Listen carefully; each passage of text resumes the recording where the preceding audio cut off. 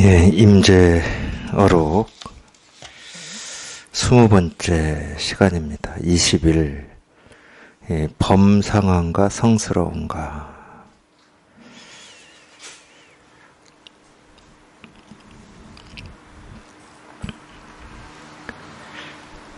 그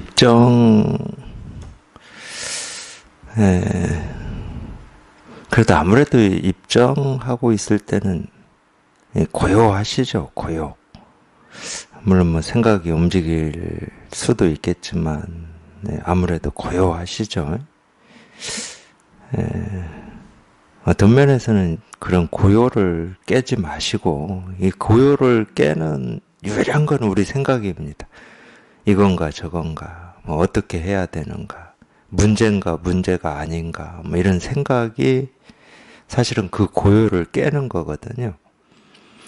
그러니까 그 고요를 깨지 마시고, 물론 제가 이렇게 떠들어대는 게 시끄러울 수도 있겠지만, 고요를 깨지 마시고 제가 하는 설법을 그냥 뭐 듣는다는 생각도 하지 마시고, 뭐 알아들어야 되겠다 이런 생각도 하지 마시고, 무슨 말인가 이런 생각도 하지 마시고, 저는 무슨 말을 하지 않으니까요. 말은 하지만 무슨 말은 하지 않습니다.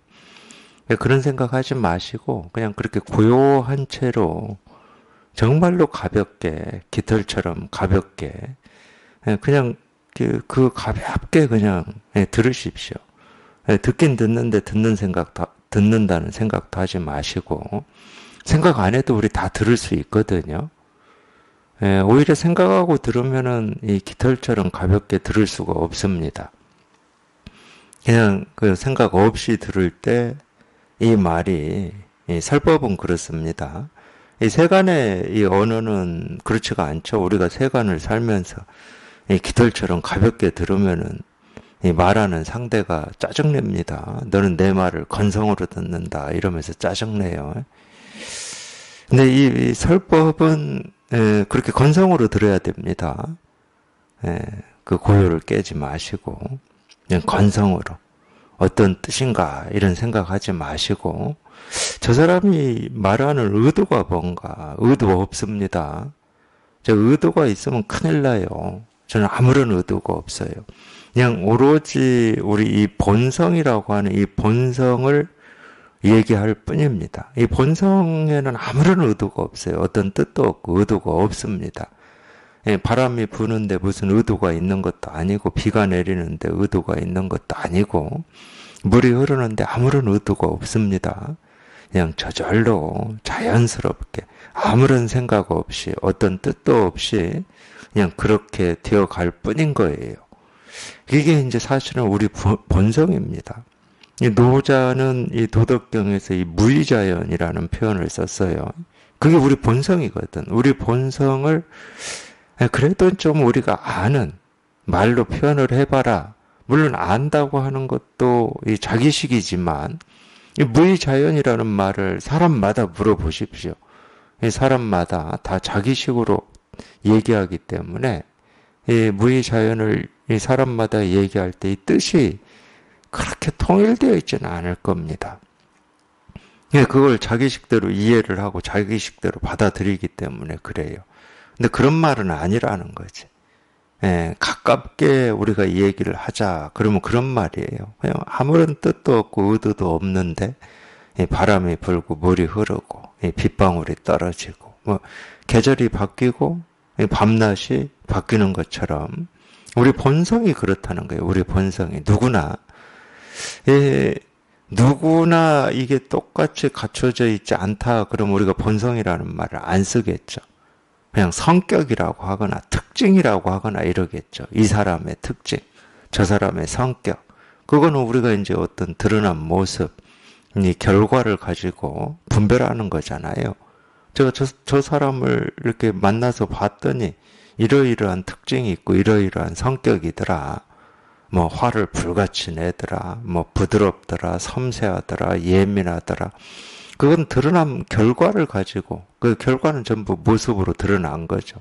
그 결과를 가지고 우리가 분별해서 하는 얘기지, 본성이라고 하는 것은 그렇기 때문에 드러나기 전의 일이라는 거예요. 물론 이 본성이 우리가 그런 모습으로 드러내겠죠. 본성이 이 모습 저 모습으로 이렇게 드러내겠죠. 그렇지만 그 모습이 본성은 아니기 때문에 이 본성이라고 하는 것은 드러나기 전의 일이다, 이런 얘기를 하는 겁니다. 똑같아요. 깨달은 사람이나 깨닫지 못한 사람이나 우리가 이 마음이라고 부르고 있는 이 본성은 똑같은 겁니다. 2500년 전에 깨달아서 이 불교의 상징적인 이 사람이 된 이 석가모니 부처님이나 지금 여기 앉아 계시는 모든 분들이나 이 본성은 똑같은 겁니다. 이 깨달음은 그냥 이 하나밖에 없어요. 그렇기 때문에 본성에 깨닫는 거지 어떤 이치 도리를 깨닫는 게 아닙니다. 이치 도리 법칙이라고 하면은 이런저런 법칙이 있을 수 있지만 이 본성은 과거나 현재나 미래나 똑같은 겁니다. 너나 나나 할 것 없이 똑같고 유정물 무정물 할 것 없이 똑같습니다. 이 무정물도 똑같아요. 이 숨도 쉬지 못하고 눈도 없고 코도 없고 입도 없고 생각도 못하는 무정물의 본성도 똑같은 겁니다. 그러니까 의식이 있는 이 사람이 온 곳이나 이 의식도 없고 말도 못하고 눈도 없는 이 무정물이 온 곳은 똑같은 곳입니다. 그러니까 우리가 이걸 근본이라고 그러는 거예요. 이 세상의 근본이다. 이 우주 삼라만상의 근본이다. 그래서 근본이라고 하는 것은 그냥 이 근본 하나밖에 없는 거지 다른 근본이 또 있을 수는 없죠. 그러니까 이 진실에 통한다는 것은 우리가 이 불교라고 하고 뭐 또는 기독교라고도 하고 뭐 이런 이 성인이라고 하잖아요. 성인. 이 성인들이 깨달은 그 깨달음을 그냥 곧장 깨달아 버리는 거예요. 누구나. 이 영가 현각선사라고 있었습니다. 중국 분인데 육조해능의 제자였죠. 물론 이제 이 영가 현각선사는 하여튼 제가 읽기로는 그렇게 읽었어요. 물론 스님이셨는데 자기한테 누님이 한 분 계셨습니다. 세간의 누님. 근데 이 누님을 보살펴 줄 사람이 없었나 봅니다. 부모님도 일찍 돌아가시고. 그래서 이 누님을, 그러니까 시집도 안 갔겠죠. 뭐 갔는데 남편이 일찍 죽었다든가 뭐 이럴 수는 있겠지만 그런 내용은 몰라요, 저는.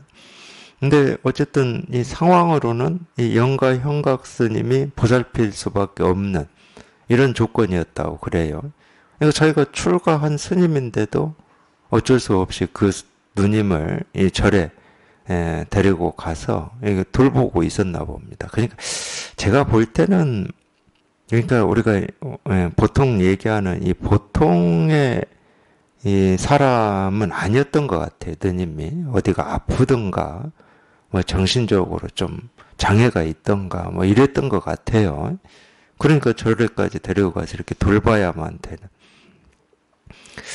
근데 이제 이 영가 현각 스님이 이렇게 출가해서 절에 누님을 모시고 가서 이제 이렇게 돌보면서 사셨는데 자기는 이제 공부를 해야 되는 거예요. 출가는 뭐 공부하려고 하는 거잖아요. 불제자로 산다는 것은 이 부처님의 말씀을 깨달아서 이 말씀을 자기 스스로 삶 속에서 체화한다는 얘기거든요. 부처님이 이런 말씀 저런 말씀을 하셨구나를 알고 이해하는 게 아니라 부처님의 말씀이 자기 삶으로 드러나야 되는 겁니다. 그게 이제 불제자고, 그게 불교죠. 그래서 이제 그렇게 그런 뜻이 있고 원이 있고 그런 욕구가 있고 욕망이 있으니까 이제 출가를 하셔가지고 공부를 해야 되겠는데 누님 때문에 그 절을 비울 수가 없는 거예요. 선지식을 찾아가서 뭐 이 설법을 듣고 공부를 해야 되겠는데 누님 때문에. 그러다가 어느 날은 같이 절에 지내는 이 스님한테 이렇게 부탁을 해가지고 누님을 좀 돌보게 하고, 그때는 뭐 기차가 있습니까? 버스가 있습니까? 비행기가 있습니까? 또 우리나라하고 또 달라요.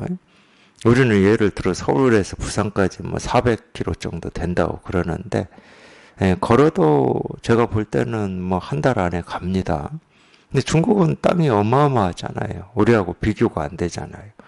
그러니까 좀 이 누님을 맡기고 이 걸어갔다 걸어 오려면은 이 선지식의 가르침 한마디 들으러 갔다 오려면은 막 한 달이 걸릴지 두 달이 걸릴지 모르는 거예요, 거기는.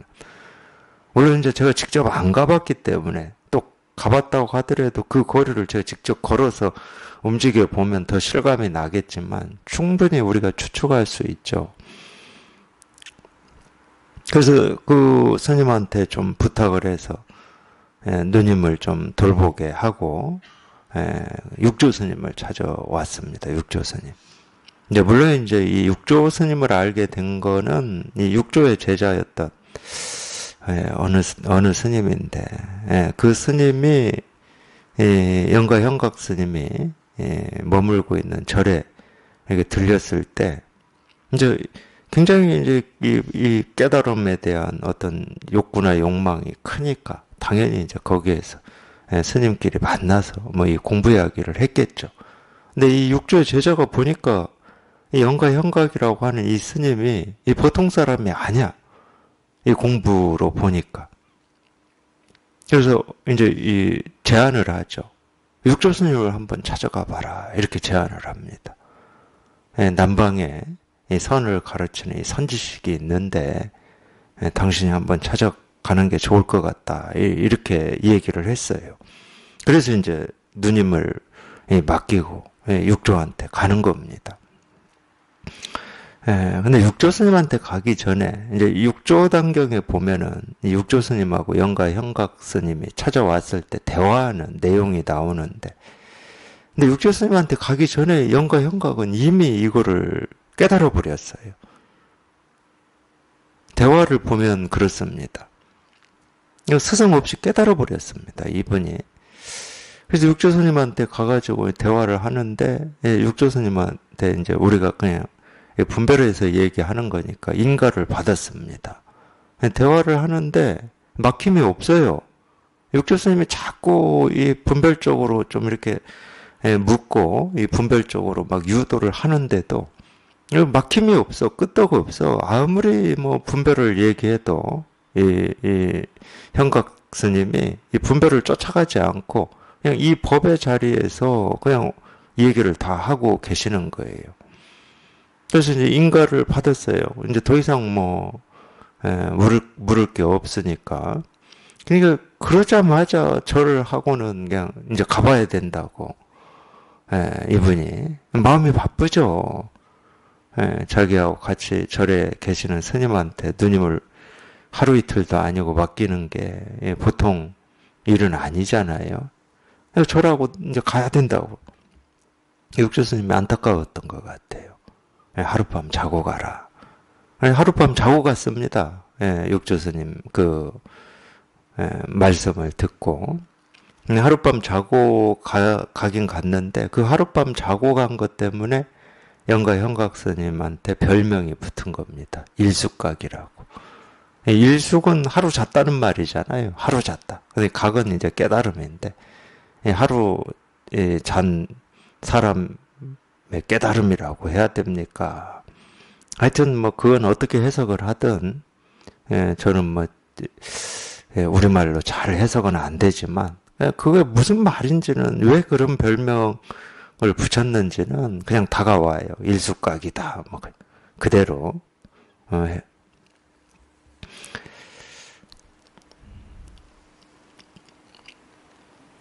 제가 왜 영가 형각스님 얘기를 정도가 때문에 했습니다. 그렇게 딱 한 번 만났어요. 육조 스님을 딱 한 번 만나서 이제 또 절에 돌아가셔가지고 이 깨달은 삶을 사셨는데 이제 이분이 남기신 글이 하나 있습니다. 그게 이제 증도가라고 하는 건데 원래 이제 이 영가 형각 선사의 증도가는 저도 여러 차례 법회에서 소개시켜 드렸고 법회를 했는데 이 증도가에 보면은 어떤 구절이 나오냐면 일초직입 열애지라는 말이 나와요. 일초직입 열애지. 한 번 뛰어넘어서 열의 지위에 오른다. 이 말이 그 말입니다. 2500년 전에 깨달아서 이 49년 동안 이 법을 가르치셨다고 하는 이 석가모니 부처님의 그 깨달은 마음, 그거는요, 어찌 보면은 어마어마한 겁니다. 우리 이 사람으로 태어나서 우리가 할 수 있는 최고의 일이기 때문에 어마어마한 거예요. 경이로운 겁니다. 또 어떻게 얘기할 수 있냐면은, 그런 일은 실제로는 이 사람이 할 수 있는 일이 아닙니다. 이 사람은 이 분별밖에 못 하거든요. 이것도 물론 방편이지만 일생 동안 이 사람으로서만 살아가 보십시오. 죽을 때까지 분별만 하다 죽습니다. 근데 이 석가모니 부처님이 깨달았다고 하는 이 깨달음은 누구나 다 갖추고 있고 누구나 실현하고 있지만 이 깨달음을 자기가 직접 확인해서 이 깨달음의 삶을 산다는 것은 사람의 힘으로는 안 되는 거예요. 사람의 힘으로는 안 됩니다. 그러니까 어마어마한 일이죠. 우리 삶에서 최고로 경이로운 일이죠. 최고의 경험이고 경이로운 일입니다. 아무리 최고의 일이고 경이로운 일이라고 제가 얘기를 한다 하더라도 이게 그러면은 우리하고 따로 있는 일이냐? 전혀 그렇지가 않다는 겁니다. 영가 현각 스님이 말씀하신 대로 한 번 뛰어넘으면 2500년 전에 깨달아서 49년 동안 이걸 가르치고 가신 석가모니 부처님의 그 깨달은 마음을 너나 나나 할 것 없이 똑같이 깨닫는 거예요. 그러니까 해볼 만한 거죠. 나는 할 수 있고 너는 할 수 없고 뭐 어떤 특별한 재능이 있는 사람만 할 수 있고 그렇지 않은 사람은 못하고 그러면은 해볼 만한 일이 아니죠. 예를 들어서 뭐 우리가 운동선수들이 있잖아요. 많은 사람들이 이 운동을 해서 이 프로로 살고 싶은 열망과 욕구로 초등학교 때부터 운동을 하지만 재능을 타고나지 않으면 프로로 인류로 운동선수로 성공할 수는 없습니다. 그러니까 그거는 어느 정도 정해져 있는 거예요. 어느 정도는. 노력만으로 안 되는 게 있어요, 그거는. 이거 신체적인 게 있는 거니까. 이 신체적인 건 사람마다 다 타고나는 게 다르잖아요. 근데 다행히도 이 마음은 타고나는 게 똑같아요. 누구나. 남자든 여자든 나이가 들었든 병들었든 건강하든 젊든 타고나는 게 똑같아. 더군다나 자기한테 있는 거고 자기가 갖추고 있는 거기 때문에 한번 딱 이 진실에 발을 디뎌보면 이 진실 말고 또 다른 진실이 없어. 아무리 불교가 뭐 묘하고 오묘하고 불가사의하고 이 진리라고 하는 게 이 인간의 세상을 떠난 일이고 말 이전이고 생각 이전의 일이라 하더라도 아무리 그렇게 얘기한다고 하더라도 우리 스스로가 다 갖추고 있는 거야. 근데 이거 한 번만 딱 확인해 보면 이 확인된 이 진리, 이 깨달음, 이 도, 이 마음 이외에 더 나은 마음, 더한 깨달음은 없어. 그러니까 일초직이 멸해지라니까. 한 번 뛰어넘어서 그냥 열의 지위에 곧장 도달해버리는 거예요. 그러니까 내가 어떻게 살았던, 멍청하게 살았던, 후회되는 삶을 살았던, 아픔과 고통 속에 살았던, 아니면 부유하게 살았던, 가난하게 살았던, 지금은 이제 이 사람 사회의 계급이라고 하는 게, 그래도 이제 많이 없어졌죠. 뭐 인도에는 아직도 뭐 카스트 제도라고 해서 이 계급이 존재한다고 그러는데, 저도 뭐 듣기만 했지, 직접 제가 가서 뭐 확인한 건 없습니다. 이 계급이 있을 때 천민이든, 농민이든, 귀족이든, 왕이든, 똑같아. 그러니까 사회 제도는 다르고 사회 속에서 위치 지어진 내 존재의 위치는 다르다 할지라도 타고난 이거는 똑같다니까? 천민이어도 상관없고 왕이어도 상관없고 귀족이어도 상관없고 평민이어도 상관없어. 이렇게 평등한 게 어디 있습니까? 이 세상에 이렇게 평등한 게 어디 있냐고. 자기가 한번 딱 확인만 하면 똑같아. 그냥 똑같아. 우리가 인류 역사에서 뭐 역대 성인이라고 하는 사람들이 깨달았다고 하는 그 마음을 나도 똑같이 깨달아서 그걸 확인하고 사는 거야. 그리고 이거를 가로막을 수 있는 건 아무것도 없어. 뭐가 가로막겠습니까? 부가 가로막겠습니까? 가난이 가로막겠습니까?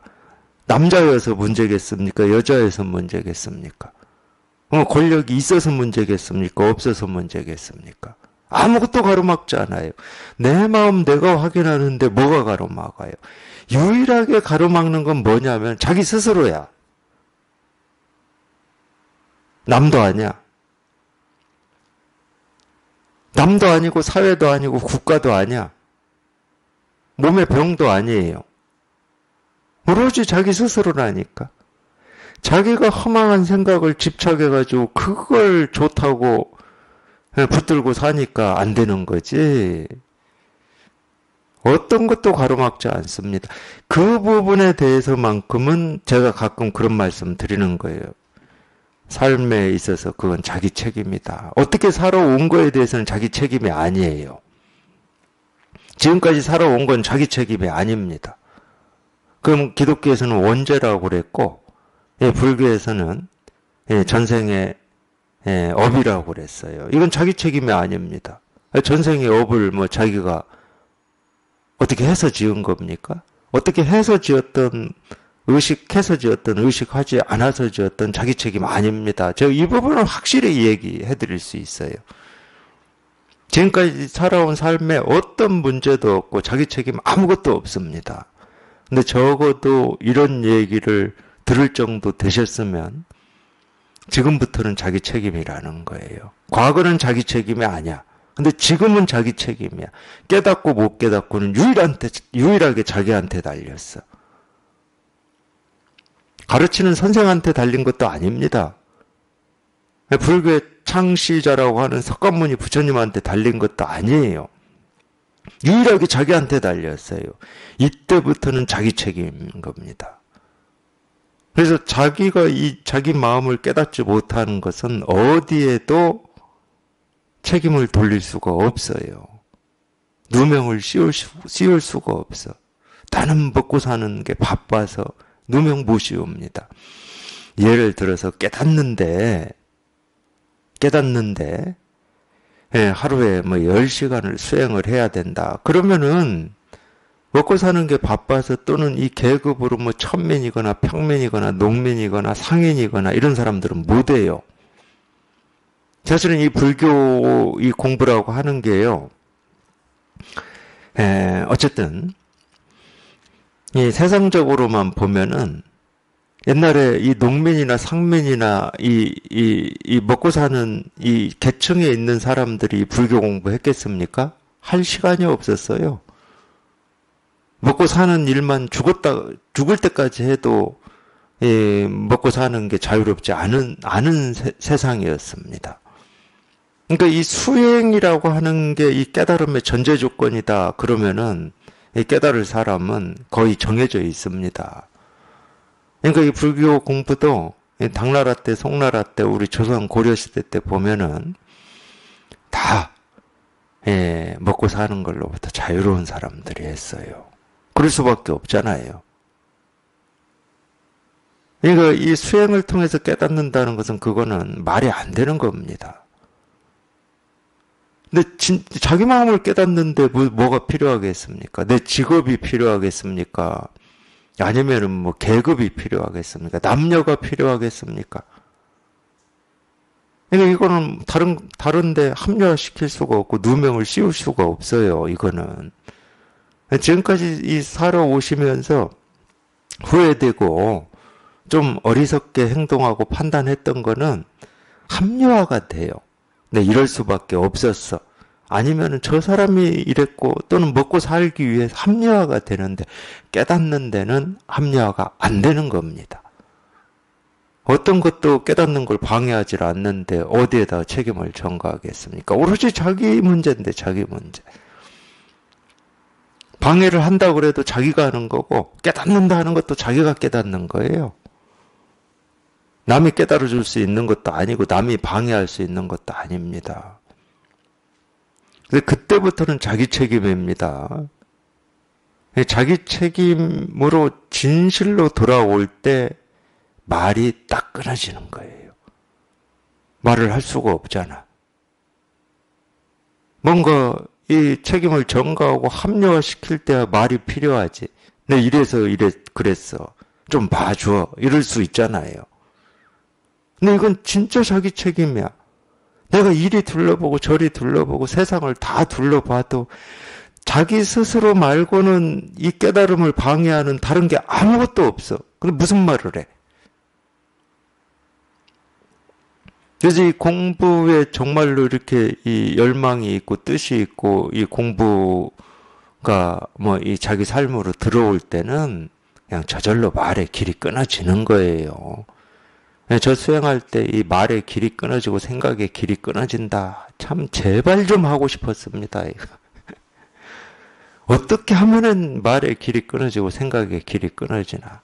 아무리 뭐 화두를 붙들고 있어도 이 생각이라는 놈이 불쑥불쑥 일어났다 사라지는데, 물론 이제 수행을 하면 그런 면이 있어요. 이 생각을 붙들고 씨름을 하기 때문에 우리가 보통 살 때는 이 씨름 안 할 때는 이 생각은 그냥 쭉 그냥 내가 하는지 안 하는지 모르고 이렇게 삽니다. 근데 이 생각이라는 놈이 좀 끊어지기를 바라는 마음으로 뭐 다리라도 붙들고 앉아서 씨름을 해보면 그런 느낌은 아니 그런 거는 느껴지더라고요. 이 생각이라고 하는 놈이 이렇게 쭉 이러는 게 아니고 들었다 나갔다 이러더라고요. 생각이라는 놈이. 저는 그런 경험을 처음 했어요. 물론 그런 거는 보일 수 있을지 몰라도 안 끊어져. 끊어지질 않아요. 끊으려고 하면 끊으려고 노력할수록 이놈이 더 생생하게 보이는데 뭐. 그러니까 제발 이 생각의 길이 끊어지고 말의 길이 한번 끊어져 봤으면 이랬는데, 그거는 생각하고 씨름해서 이놈을 끊으려고 해서 끊어지는 게 아니고 자기 스스로가 진실로 이 자기 삶의 책임을 질 때 말의 길, 생각의 길은 끊어져요. 어디에 합리화시킬 수가 없고 책임을 돌릴 수가 없으면 저절로 그렇게 됩니다. 우리가 보통 이제 세간에서는 그렇게 될 때 이제 뭐 가슴을 치고 절망을 한다고 그러는데, 공부에 정말로 그러면은 절망이나 이런 게 아니에요. 분명히 내 책임이고 이 생각의 길이 끊어지고 말의 길이 끊어지는데 절망이라는 느낌은 없어. 참 희한하더라고 그거는. 이 세간의 일에서는 그렇게 되면 절망합니다. 아, 나는 안 되는 거구나. 나는 못해. 이렇게 되는데 나는 이거밖에 안 되는 사람이야. 물론 그것도 생각이죠. 근데 그 생각조차도 끊어져 버리니까 그 생각조차도 일어날 수가 없어. 자기한테도 그렇게 합리화가 안 돼. 자기 스스로한테. 너는 그거밖에 안 되는 사람이야 라고 안 된다니까. 그건 여유 있을 때 그렇게 책임을 돌리는 겁니다. 여유 있을 때. 그것조차도 안 돼. 그냥 오롯하게 다 받아버리는 거예요. 오롯하게. 그냥 통째로 다 받아버려. 그게 이제 금강건이고 은산철벽이고 백적간도 진일보입니다. 아니, 제가 공부를 해보니까 그래요. 실제로 그런 경험을 해보니까 그래. 그래서 수행할 때는 이 경험을 해보려고 그렇게 애를 쓰고 몸부림을 치고 원하고 바랬을 때는 그런 경험이 안 오더니만, 제가 스승님 만나서 이제 이런 설법을 들으면서 이제 그런 경험을 하게 된 거죠. 아, 이거는 어떻게 손 쓸 수가 없는 거예요. 곧장 가르쳐는 주고 계시는데 앞에서 도가 뭡니까? 이겁니다. 부처가 뭡니까? 이겁니다. 깨달음이 뭡니까? 이겁니다. 아, 이것밖에 없습니다. 이겁니다. 생각할 것도 없고 힘쓸 것도 없고 노력할 것도 없고 몸부림칠 것도 없습니다. 이겁니다. 이러는데 그토록 알고 싶고 경험하고 싶고 깨닫고 싶었던 이 깨달음을 눈앞에서 이렇게 딱 가르쳐 주는데 내가 이게 통하지를 않으니까 그냥 전면전이 돼버리더라는 거예요. 저절로. 하소연할 데가 없어. 어디에 하소연합니까? 저는 심지어 제 스승님 붙들고도 하소연할 수가 없었어요. 하소연을 할래야 하소연할 수가 없잖아. 이게 내 문제인데 어떻게 하소연을 해. 내가 못 깨닫고 있고 내가 책임을 못 지고 있는 건데 무슨 하소연을 하냐고. 심정적으로는 정말로 스승님 바짓가랭이라도 붙들고 매달리고 싶은데 하소연을 못 하겠더라는 거예요. 하소연을. 이게 전면전이에요. 반드시 그 관문을 한번 통과해야 됩니다. 이걸 두려워하면 절대 못 깨달아요. 알고 보면 이게 자기가 포기되는 순간이에요. 그렇게 끈질기게 없어지지 않았던 이 나라고 하는 게 포기되는 순간이야. 내가 포기되지 않고 어떻게 깨닫습니까? 유일하게 이 깨달음을 방해하고 장애하는 건 난데.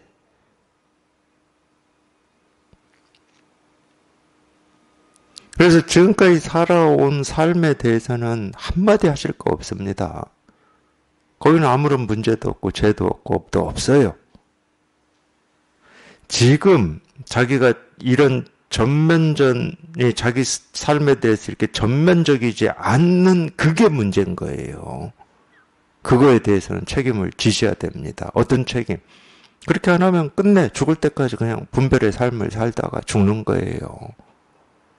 자기가 이 많든 적든 이 진실의 길에 대한 어떤 이 뜻, 원이 조금이라도 많든 적든 있다. 그러면 그거는 이루지를 못하고 그냥 분별만 하다 죽는 겁니다. 그 책임을 지셔야 된다는 거예요. 이전에 살아왔던 삶에 대해서 어떤 책임, 이런 얘기는 하지 마십시오. 그거는 책임질 것도 없고 생각할 것도 없어요. 그거는. 그냥 오로지 지금 당장 이 진실을 마주하셔야 돼. 통하든 통하지 않든 이 진실을 마주하셔야 돼. 그냥 이거다라고 하는 이거 하나만 마주하셔야 돼. 이게 내 가슴 속에서 한번 이렇게 살아서 한번 확 드러나느냐 그렇지 않느냐 이것만 마주하시면 됩니다. 다른 게 없어요. 얼마나 좋은 겁니까? 일초지기별이지. 뭘 해서 깨달을 수 있고 타고날 때부터 달라서 누구는 할 수 있고 누구는 할 수 없다. 이러면은 우리 그런 차별 싫어하잖아요. 그러니까 우리가 차별을 싫어하고 이 남과 좀 이 남들보다 이 못한 대우 받는 거 싫어하는 이게 물론 분별이지만 그런 느낌이 드는 거는 제가 볼 때는 우리 본성이 그러기 때문에 그러는 거예요. 우리 본성은 평등해. 어떤 차별도 없고 어떤 분별도 없어. 평등하거든. 그러니까 그런 게 좀 싫고 뭐라고 그러죠? 걸리적거린다고 그러나? 그러니까 우리가 이 진실을 깨달아서 이렇게 분별이나 차별심을 가져보면 느끼는 느낌이에요. 이 진실을 깨달아서 자기도 모르게 이제 이 평생을 이 분별하는 습이 있기 때문에 어떤 일에 대해서 분별을 하거든요. 차별을 합니다. 이 사람에 대한 평가도 자기도 모르게 하게 되고. 그러면 기분이 엄청 안 좋아요. 본성에서 어긋나 버렸기 때문에. 그래서 본성에서 어긋난 삶을 사는 거는 정말로 이 기분이 안 좋고 불쾌한 겁니다. 근데 그거를 나다, 내 삶이다 여기면서 살아버리니까 석가모니 부처님이 그런 말씀을 하신 거예요. 인생은 고의 바다다. 당연한 거 아니겠습니까? 차별과 옳고 그름을 나누어서 사는 거를 삶이라고 해버리는 거예요. 그건 번뇌인데. 그래서 우리가 비록 이 진실을 마주하지 못하고 깨닫지 못했다고 하더라도 이 세간에서 어떤 차별되는 대우를 받는 것을 싫어하는 것은 그게 본성에 어긋났기 때문에 그러는 겁니다. 제가 볼 때 그래요. 제가 볼 때. 깨달아서 그런 경험을 해보니까. 정말 기분이 나쁘거든. 막 스스로 화가 나요, 화가. 분별을 하고 나면 막 화가 나. 특히 뭐 사람에 대해서 평가가 나도 모르게 일어났다. 그럼 화가 나버립니다.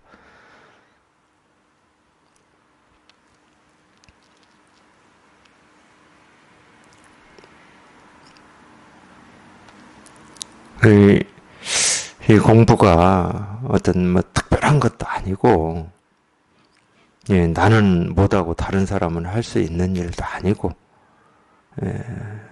지금 당장, 또는 지금까지 살아오시면서 한시도, 끊어짐 없이, 자기 스스로 다 쓰고 있고 갖추고 있는 이 자기 마음 하나 확인하는 거기 때문에, 그냥 평범한 겁니다. 그냥 일상적인 거예요.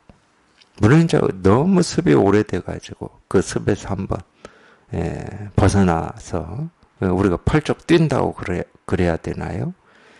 그걸로부터 한번 이렇게 벗어나는 그게 좀 습 때문에 그 습관 때문에 그 습관에서 한번 벗어나는 게 좀 어렵다면 어려운 일입니다. 습은 쉽다고 할 수가 없어요. 왜 쉽다고 할 수 없냐면 자기도 모르게 그냥 그쪽으로 가버려요. 그러니까 우리 그러잖아요. 예를 들어서 뭐 어떤 가까운 사이에 이렇게 다툼이 일어났다.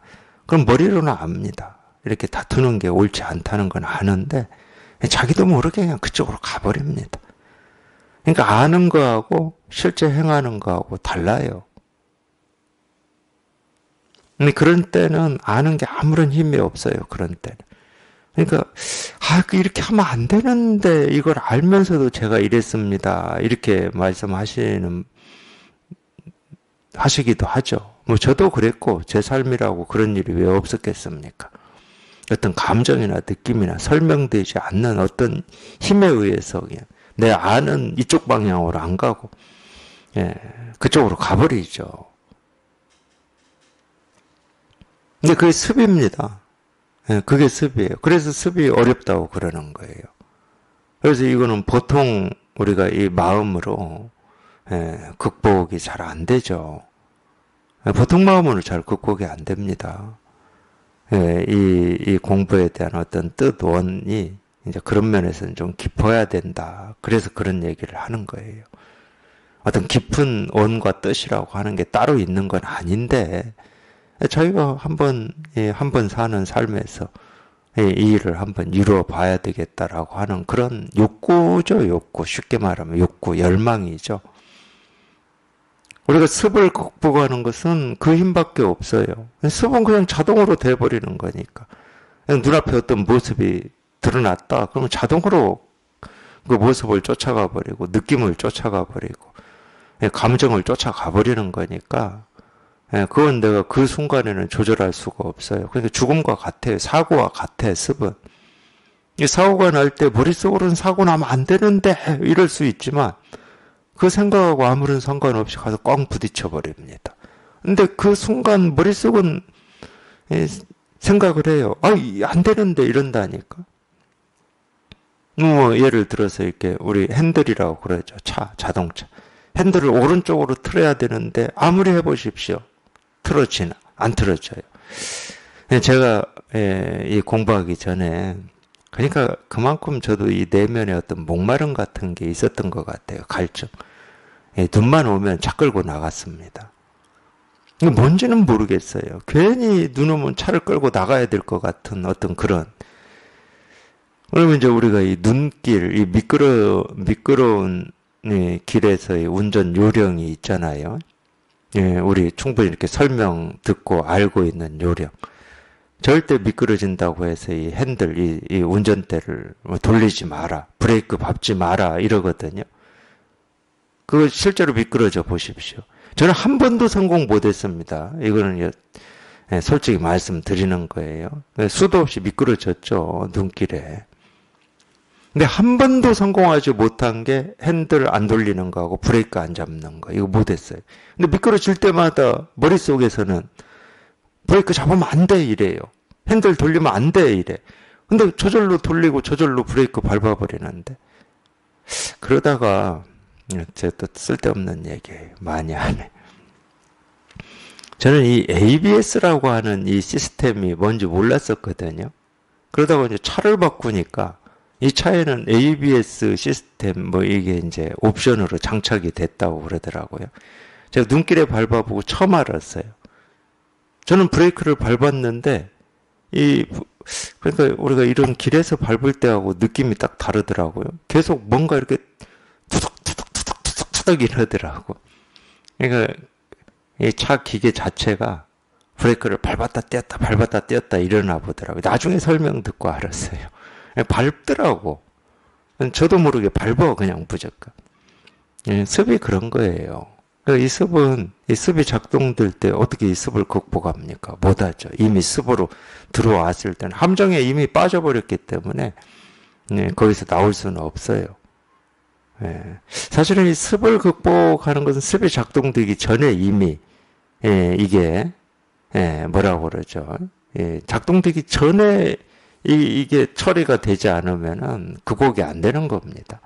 그래서 이 습이 작동되기 전에 처리하는 게 뭐냐면은 사실은 우리 이 마음이고 본성이에요. 이거예요, 이거. 이거는 자기가 여기에 통해가지고 한번 살아보면 알아요. 작동되기 전. 그러니까 여기 처음에 통해서도 우리가 이 습 속에 이 살아온 세월이 워낙 깊기 때문에 여기 통했다 하더라도 습이 자꾸 작동이 돼가지고 이 습 속에 빠져요. 버릇 속에 빠져서 분별하고 망상하고 있어요. 근데 여기에 통해서 이게 한번 이걸 감이 오면은 그러다가도 자기도 모르게 문득 거기서 쭉 빠져나와요. 습에서 빠져나와. 습에서 빠져나오는 걸 그냥 이 자리라고 우리가 표현하는 겁니다.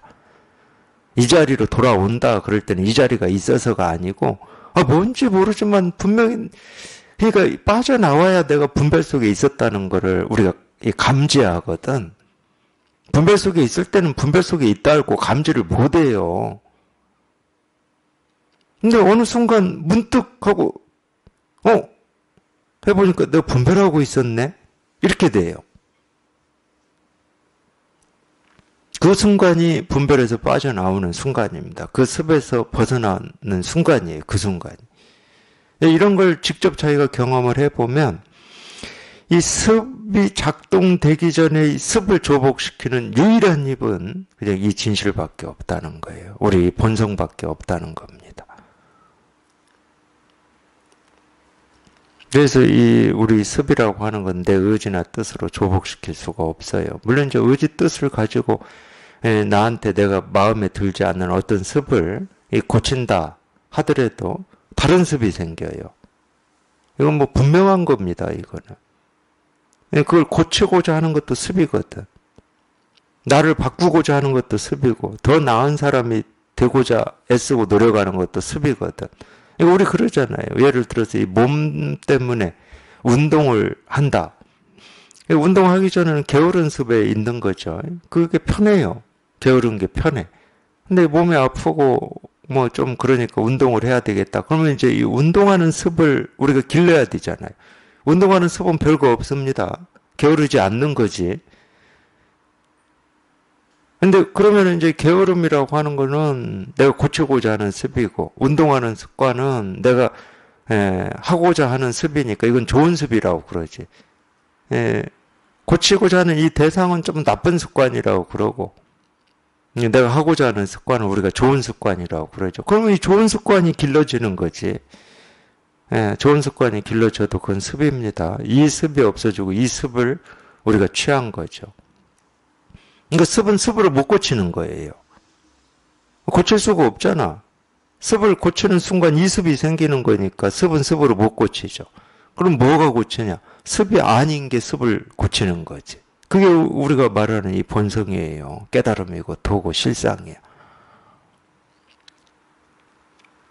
이 진실을 통해서 이제 그 습을 줘보가는 시간이 이제 우리가 보통 보임이라고 하고, 체험한 뒤에 공부라고 하는데 그걸 오롯이 겪어보시면 이런 말을 할 수 있게 돼요. 유일하게 이 습을 조복한 힘, 이 능력이 있는 거는 이 진실밖에 없구나. 그러다 보면 이 진실이 오롯해지고 분명해지고 더 밝아지고 이 진실에 대한 이 느낌이 강해져요. 이거밖에 없구나. 이게 훨씬 강해져. 우리가 이 본질이라고 하고 본성이라고 하고 이 세상의 근원이라고 하는 이게 훨씬 더 선명하게 느껴지죠. 실감이 된다는 거예요. 실감이. 하여튼 희한하게 그렇게 실감이 됩니다. 그렇게 실감이 되어 보면 이 진실이라고 하고 있는 이게 우주의 근원이구나, 생명의 근원이구나 라고 하는 게 더 강하게 느껴집니다. 이게 강하게 느껴지면 느껴질수록 우리가 보고 듣고 느끼고 경험되는 이 세상이라고 하는 거는 그냥 헛개비 같은 거예요. 헛개비 같은 거. 그러니까 거기에 무슨 의미를 두지도 않고 헛개비에 무슨 가치를 두고 의미를 둡니까? 물론 그런 분들도 있긴 있어요. 지난 밤에 꾼 꿈에 가치를 두고 의미를 두는 분들도 있지. 심지어 자기가 이 눈 떠서 보고 듣고 느끼고 경험하는 거에 또 부족해가지고 꿈에도 의미를 두죠. 그래서 무슨 꿈 꿨다 그러면 로또 사야 된다. 그러고 이 꿈이 오늘 일을 내가 겪어야 될 일을 미리 예견했다고 그러고 막 그러는데 그러니까 자기가 직접 보고 듣고 느끼고 경험한 것도 모자라서 이 꿈에까지 의미를 두는 건데 의미 두어봐야 아무 소용없습니다. 꿈은. 온갖 모습, 온갖 사건이 막 생겨나고 막 이랬지만 깨어서 보면은 아무 일도 없어요. 그런 일이 생긴 적도 없고 그런 일을 경험한 적도 없어. 그러니까 그와 같다니까. 우리가 이 살아가는 이 세계는, 이 사회는 이 진실이 그렇게 더 오롯하고 생생하고 분명해질수록 그냥 아무 일도 없어. 무슨 의미를 두어야 될 일도 없고 가치를 두어야 될 일도 없고 옳고 그름을 나누어서 옳음을 주장해야 될 일도 없고 내 삶에서 방점을 찍어야 될 일이 없어요. 그러니까 온갖 것들이 생기고 사라지고 경험이 되는데 그냥 아무 일이 없다고 그러는 거지. 아무 일이 없어. 그냥 세상에 그냥 온갖 것들이 생기고 사라져. 어찌 보면 분별할 때는 내가 관심을 가져야 될 것도 그냥 엄청 많고 좀 신경 써야 될 것도 엄청 많고 좀 해야 될 것도 엄청 많고 분별할 때는 그러는데 이 진실이 이렇게 오롯해지면 어떤 것도 그냥 생기고 사라질 뿐이야. 꿈과 같아 그냥. 꿈과 같아. 다른 일이 아니야. 그냥 꿈과 같아. 그러니까 거기에 무슨 방점을 안 찍어요. 방점을. 있어도 있는 거고 없어도 없는 거고 있으나 없으나 생기고 사라지나 똑같아요 그냥.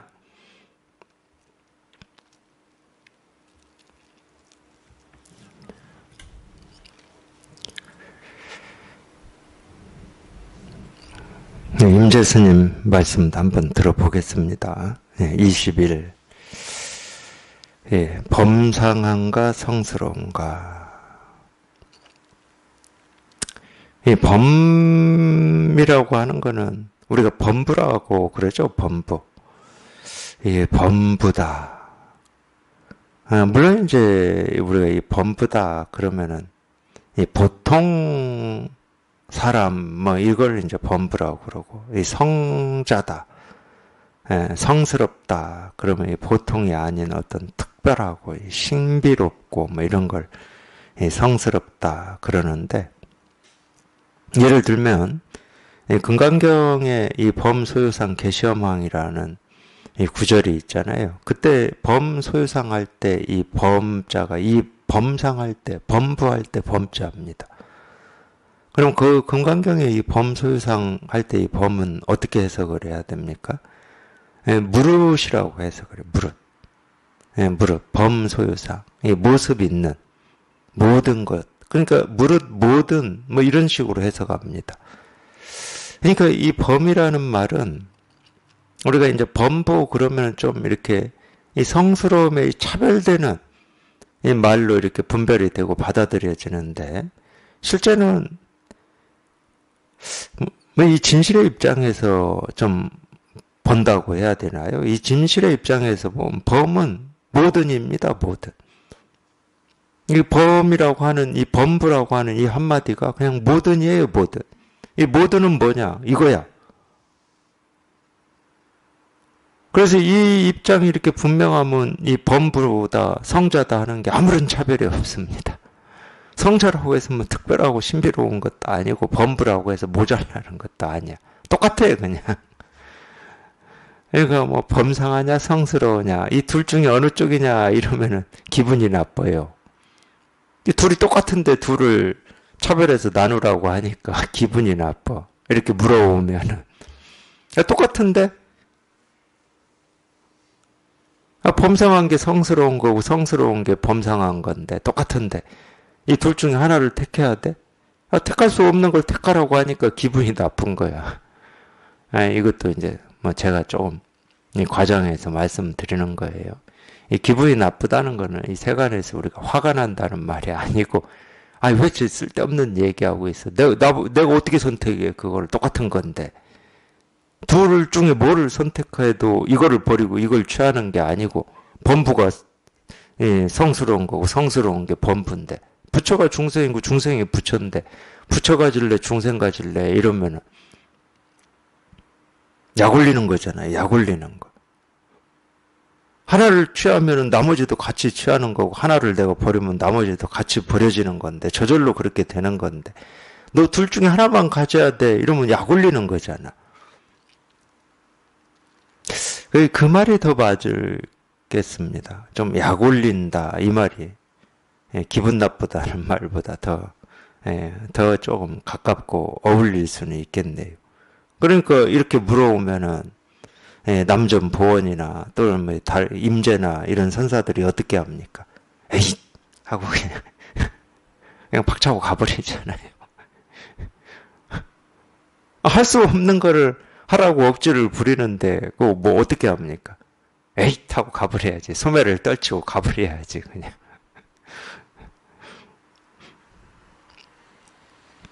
그게 자연스러운 겁니다. 깨달은 입장에서는 굉장히 자연스러운 거예요. 물론 이제 거기다 막 해석을 붙이면 소매를 떨치는 게 일이고 막 이렇게 해석을 붙일 수 있는데 그건 다 해석이고 저한테 그렇게 묻는다고 법이고 도고 뭐 없어요. 법이 있어서 그러고 도가 있어서 그러고 내가 법을 드러내야 되겠다는 생각이 있어서도 아니고 아니 선택할 수 없는 걸 선택하라고 하는데 뭐라고 그래. 범부하고 성자가 나뉘어져 있어야 무슨 뭐 너 둘 중에 하나만 택해. 이게 택해지는 건데 택할 수 없는 걸 택하라고 하면은 나보고 어쩌라고. 이거 대화가 안 되는 거지 대화가.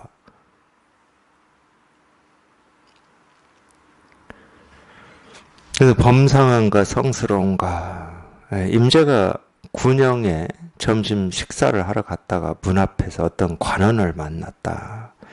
임재가 기둥을 가리키며 물었다. 범상한 것입니까? 성스러운 것입니까? 관원이 말이 없자 임재는 기둥을 두드리며 말했다. 설사 말할 수 있다고 하더라도 역시 단지 나무 기둥일 뿐이지. 그러고는 곧장 들어가 버렸다.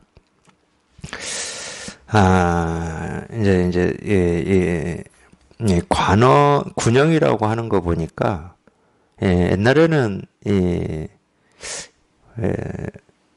그걸 관원이라고 그럽니까?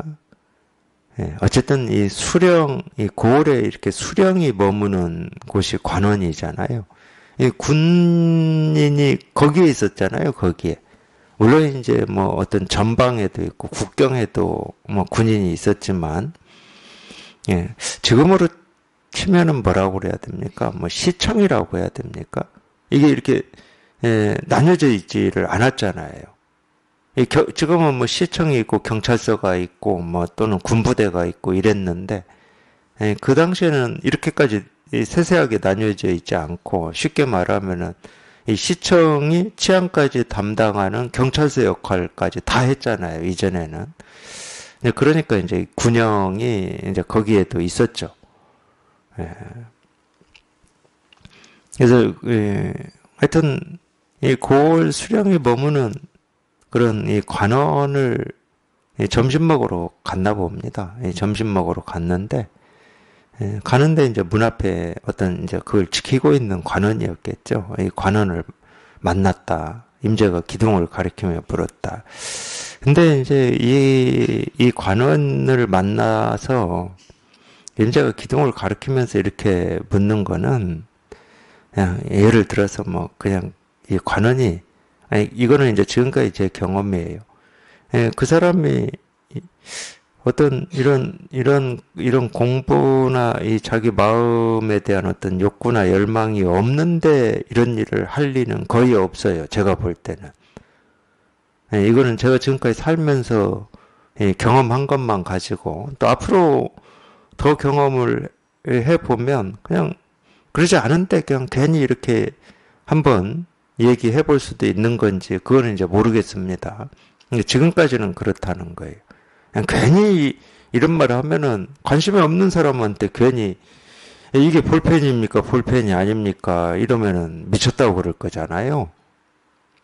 괜히 하지는 않을 것 같고 아마 뭐 이런 이 공부나 이 불교 자기 마음에 대해서 어떤 하여튼 깨닫고자 하는 뭐 이런 게 좀 있었기 때문에 이러지 않았을까. 제 유추입니다. 제 경험으로 제가 하고 있는 유추. 그냥 아무 그런 것도 없는데 무조건 이럴 리는 없다. 물론 이런 걸 뭐 안다고 해서 뭐 좋은 것도 아니고 뭐 모른다고 해서 나쁜 것도 아니니까 그냥 참고로만 들어주십시오. 중요한 건 좀 그게 아니니까. 근데 기둥을 딱 이렇게 가르치면서 이게 범상한 겁니까? 성스러운 겁니까? 이랬어요. 물론 이제 이 관원이 이거를 아는 입장이다 그러면 제가 아까 말씀드렸듯이 천하의 임재가 물었다 하더라도 그냥 예를 들어 창 들고 이렇게 지키고 있다가 이렇게 물으면 그냥 창 탁 놓고 그냥 가버렸을 것 같아요. 아는 입장이다 그러면. 꼭 그렇게만 해야 된다는 건 아니지만 또 다르게 할 수도 있죠. 갑자기 물으니까 이 들고 있던 창을 그냥 임재한테 딱 겨누면서 이거는 범상한 겁니까? 성스러운 겁니까? 하고 되돌려 줄 수도 있죠. 그것도 괜찮네요. 그것도 임재를 약올려야지. 그것도 괜찮네. 한마디 못하면 찌르겠습니다 하면서 그냥 목 가까이에다 창을 딱 대버리면 더 좋겠네. 임재가 이 관원을 약올리려고 한 말인데 오히려 자기가 당한 거니까 굉장히 재밌겠네 이게.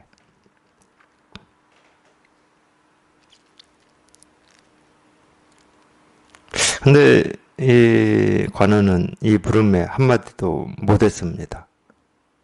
이게 좀 성스러운 겁니까? 범상, 뭐 일반적인 겁니까?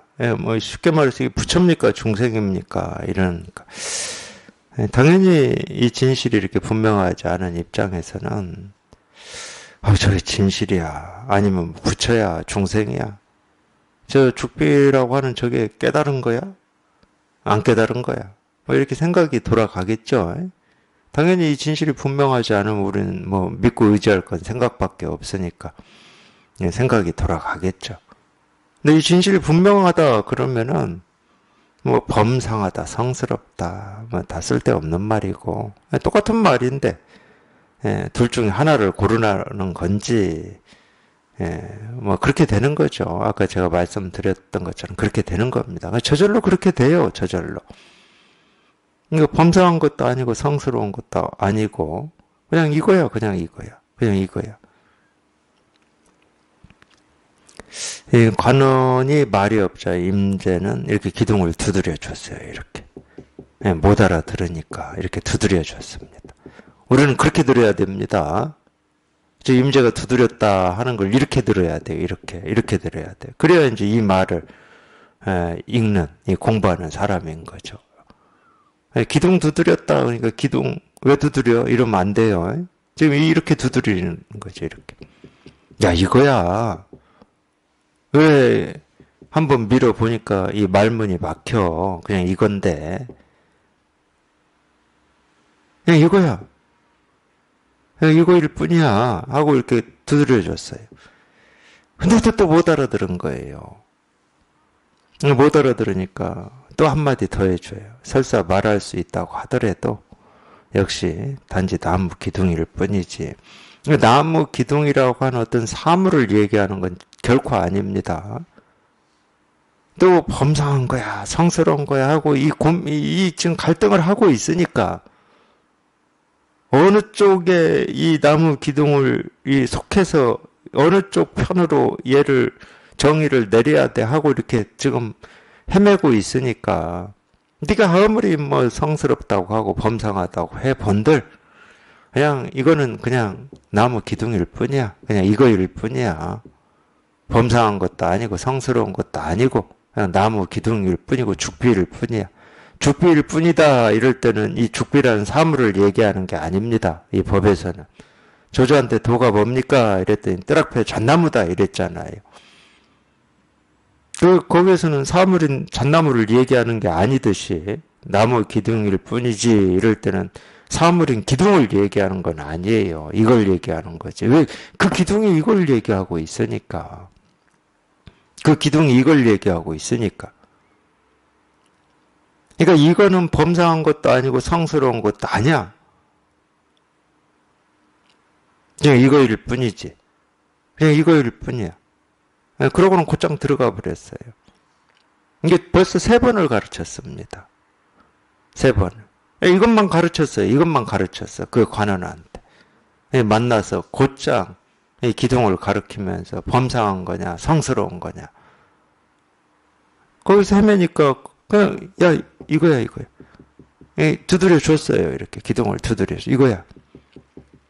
그래도 못 알아듣니까 단지 나무 기둥일 뿐이다. 네가 아무리 뭐 범상하다, 성스럽다 그렇게 말을 하고 그렇게 생각을 한다고 하더라도 범상한 것도 아니고 성스러운 것도 아니고 그냥 이거일 뿐이다. 이거일 뿐이다. 그냥 이거일 뿐이다.